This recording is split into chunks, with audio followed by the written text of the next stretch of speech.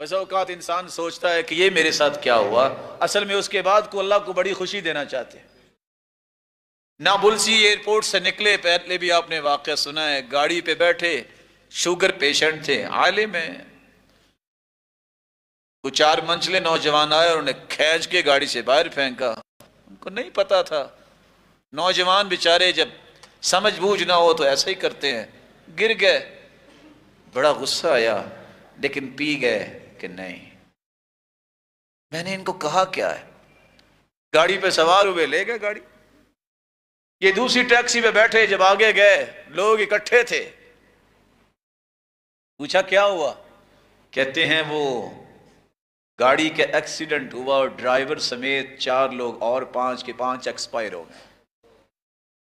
اس وقت سوچ آئی کہ تم گرنے سے پریشان تھے، اللہ تجھے ابھی زندگی دینا چاہتے۔